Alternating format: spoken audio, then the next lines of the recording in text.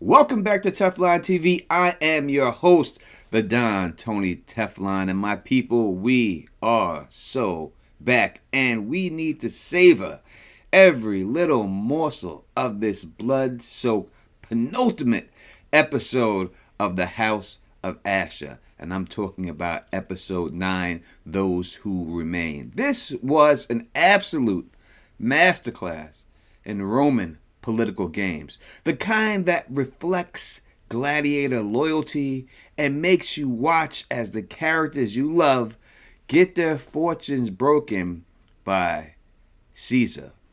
Or should I just say the Senate as a whole? This episode was packed with satisfying nods to Spartacus's legacy, with sub-layers of meaning and visual details to reward obsessives like myself and like you for rewatching the original series over and over again. I've made it my mission to rewatch this original series to be the sharpest expert possible as we break down this episode shot by shot. We're looking into Tarkan's entry into adulthood, Ashur's most treacherous move yet, and a massive rebellion theory that changes the future of this whole damn ludus. Now, I will give you spoiler warnings. If you haven't seen the episodes yet, you're about to pay the ultimate price.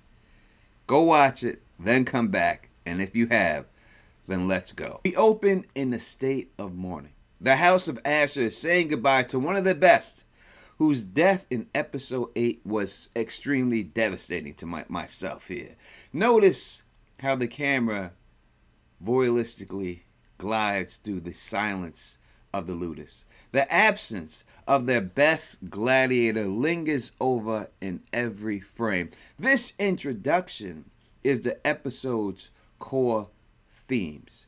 As we see the character standing over the site of this fallen man, we are reminded that any life in this area of work can be snuffed out just as fast and as hard as that flame burned bright.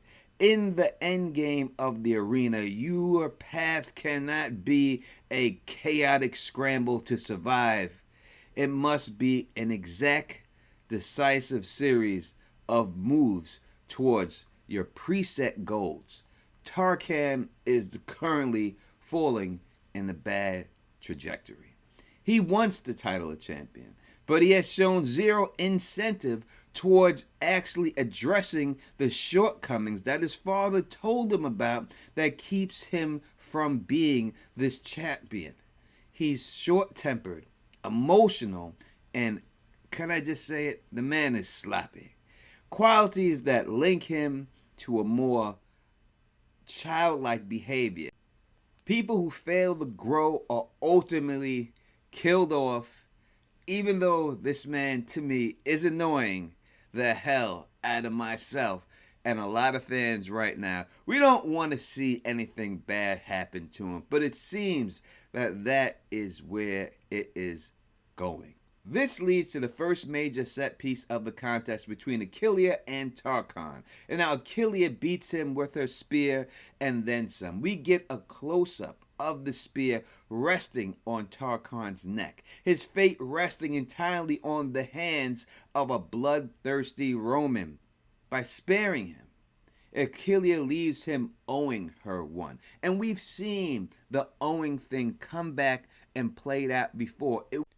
With the senator, do you remember when they were out there inside of his villa and Ashur did not want to owe him, and the senator knew that was a smart move. Now we see the same exact thing happen again, but we see it now at the gladiatorial ranks when Achillia now is owed a favor to Tarkan, and this will come back to play in the future episodes.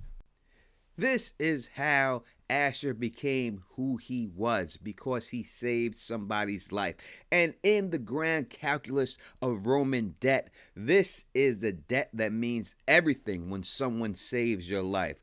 This moment suggests that Tarkan might finally be ready to enter adulthood. Perhaps this was a test, and perhaps he finally past it. Now we have to talk about Ashur.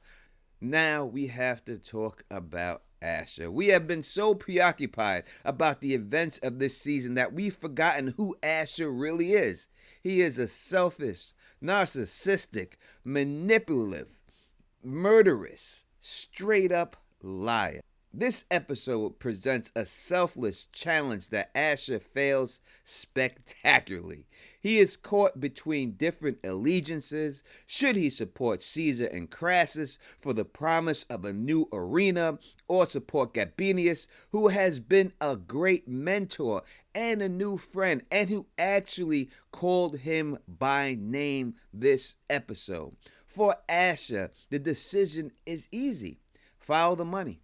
Follow the power. To secure his own future, he betrays Gabinius. As soon as he says that his daughter Viridia is going to know the man that Ashur truly is, he puts his hands over his mouth and nose and suffocates this man to death.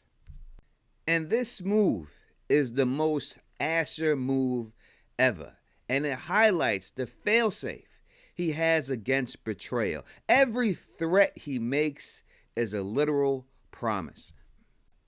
The death of Gabinius isn't just a political shift. It reveals a major flaw in the patriarchy within the world of Spartacus. With Gabinius gone, the woman in his life, his daughter and his wife, are now subject to whatever becomes them. And this is something I told you would happen in my last episode. I made a theory that them bringing up his brother was not just a passing of this person. They didn't just mention that on the fly. I said that this would be the reason why this man dies, and we're going to get his brother next season, and he is going to be horrific. And that is exactly how it paid out. They said this man's name, and they said that this is the exact reason why this marriage had to happen, to keep them from falling into the clutches of his brother. And Ashur has now, even though he thinks he has saved Viridia from marriage to Pompey, he has put them in more devastating wake, because now this man, who seems to be a monster, we don't know exactly what type of monster he is, but he's definitely a monster, and they now have to deal with him.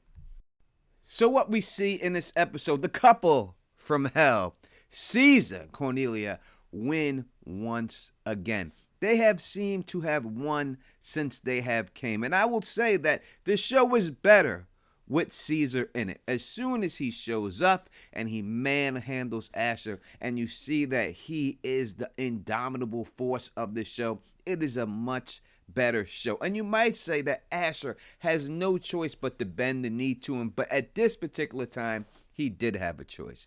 He had a choice to side with the senator, and he chose not to. You could say it's out of fear, but in the end, it wasn't fear. It was out of love of a woman, because as soon as the senator told him that his daughter did have feelings for him, that is when he was ready for this plan to go about.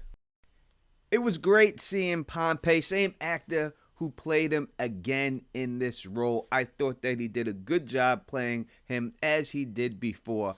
But in the end, we can now see or kind of predict where this is going to go. This is going to lead Caesar to have his family member marry Pompey. We shall see that. We know that's what happens in history. So now we see how it's going to lead to that. We also see the lady who actually provided the poison, who is down with Caesar and his woman and wants to go off with him. She shall be killed for this whole situation in the end, and due to Caesar's jealousy, because Caesar sees that she does have feelings for this woman, and Caesar is not going to have it. So her thinking she's going to get this happy life, in the end, she is going to be killed by the hand of Caesar, and that's how she'll get out of the whole thing. Those are the two major deaths that I think is going to happen for the rest of this season. Overall, this was a magnificent episode. It gets better every episode, and I'm not lying about that. I will get into what I believe will happen in season 2 in a later video, but I guess we are going to get that new Coliseum built. We'll definitely get that, and we'll see that in season 2. And we will see the brother show up in season 2. I know a lot of people doubted me when I said that theory. I know a lot of people, I read the comment section, said that no, Teflon, that was just a passing moment. They didn't mean anything by it, but never doubt the Don. As I told you, this will be a major plot point. And the death of Gabinius, I told you that would be it. In the end, Ashur is not going to be able to overcome it, because once his daughter, who cherishes him above all, we heard her say it this episode, all right, finds out that he had something to do with it, and she will, not this season, it's going to be a little bit, they're going to get together, everything's going to seem to work out, then she will find out the truth of it all. And in the end of this whole series, I do believe that history has to repeat itself. We got the original revolution from the gladiators in Spartacus. History, even though it's changed up, in the end, I think it ends the same way. That it will be another revolt again when it's all said and done. And Viridia not being with Ashur, or the death of her, could lead Ashur to this course. I do think history will end the same, even though they have made an alternate history, but in the end, I think it's all going to be exactly what it is. But you tell me what you think in the comment section. Did you like this episode? Did you think it's getting better every episode like I do?